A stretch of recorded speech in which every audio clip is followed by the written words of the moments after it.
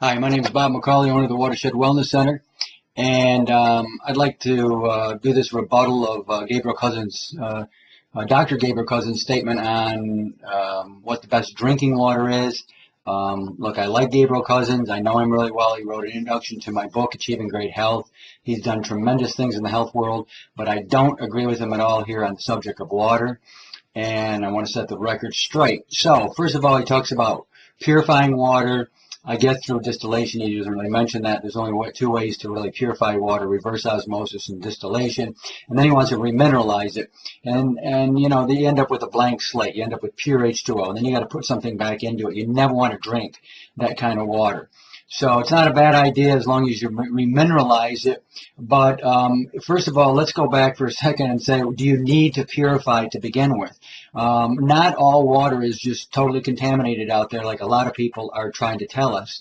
I happen to live I have a well at my house. It's a rock well 200 feet down. It's in a sandstone aquifer. Really great water. Same at the Watershed Wellness Centers. Both have been full spectrum tested. They look for herbicides, pesticides. We know those are 100% out of there. Pharmaceuticals, nothing in there. We know it's great water with minerals in it, primarily calcium.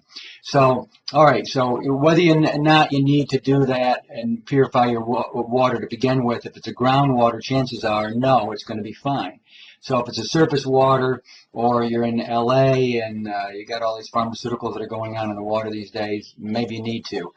San Diego's had some problems. A lot of big cities, I think, are going to continue to have problems. I haven't heard of anything coming up in New York. I'm not saying it hasn't, but surface waters are suspicious, and then waters in big cities. Now, Gabriel says remineralize it with a pinch of salt. And then, you know, first of all, that'll bring up the pH, or the parts per million, up to 50. 50 parts per million. That's the bare minimum. I wouldn't want to drink water that only had 50 parts in it. I would want something definitely higher, like maybe say around, 100 is optimal, but the minimum 80 parts per million. And salt, I wouldn't want to use that. Sodium, I don't think is a good way to remineralize water. I'd rather use something like calcite, which is basically calcium and carbonate. So it goes into the water very easily, and you can bring the pH up that way. Now, one of the first things that Gabriel says is that, it produces, when you put the salt in, H3O, which is basically a hydronium ion. So I don't understand how that does that. I don't know where he gets that claim from. I don't know why adding a little bit of salt to the water ends up with H3O, and this is really great drinking water. So I got to challenge him on that one. I know what H3O is, but I don't know why that's healthy to drink, and I don't even understand how the salt could do that, add an extra hydrogen ion in there. There's been a lot of talk about hydrogen ions and whether we need a lot of them or everything, so that's another discussion, but I don't understand how salt would do that. So I challenge him on that one. Then he says, put it in the moonlight, not the sunlight. How does, this is to restructure the water. Well, adding the salt or the calcium back into the water, that'll restructure it, because purified water is a really bad structure to it. You don't want to put it in your body.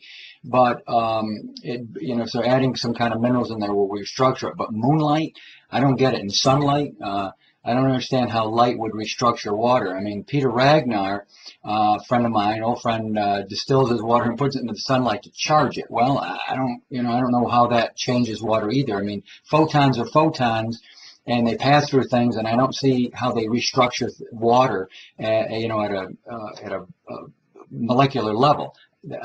Where's the evidence for that? People use magnets, positive, negative magnets. You really want a negative North Pole magnet on water. It'll change the spin of the ions.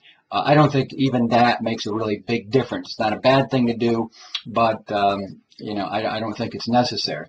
So, then, Gabriel says, well, bless it. I don't know how this really changes the water. I don't have anything against blessing it. Intentions are a powerful thing. We looked at Dr. Emoto's work. It's a good thing, but, I just don't understand why, anyone would believe that blessing the water would actually make it a healthier water to drink. I mean, let's get down to the physics of it. I just don't think it's not a bad idea or anything. I always, say my prayers and I bless my meal before I eat it. And it's the intention of doing that, but I can't say it's really going to make it healthier on a molecular or subatomic level.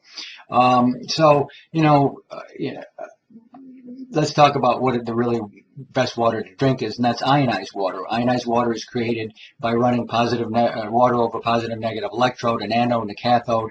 It creates positive negative ions, and then it separates the water, and we drink the negative ions. Now that's restructured water. That really changes the structure of the water molecule clusters, because that's what you're talking about, not the individual molecules, but the water molecules themselves into a hexagonal shape, a very, very small, tight shape.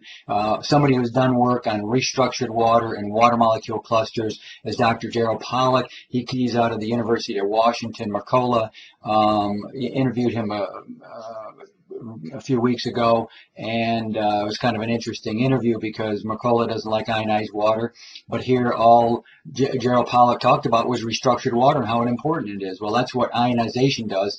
It restructures the water. So if you're going to start off with pure water, or you want purified water, you need to run it through, and you want to drink ionized water, you need to run it through a reverse osmosis system, and then you need to remineralize it having it go through at least 2 calcite filters, put some minerals in the mineral port on the water ionizer, and that should bring the level, the TDS, the total dissolved solids, the parts per million, up to around 80, maybe 90 parts per million, and that would be sufficient. You could drink that water, and that's the best way to go about that if you really have to have purified water and then remineralize it.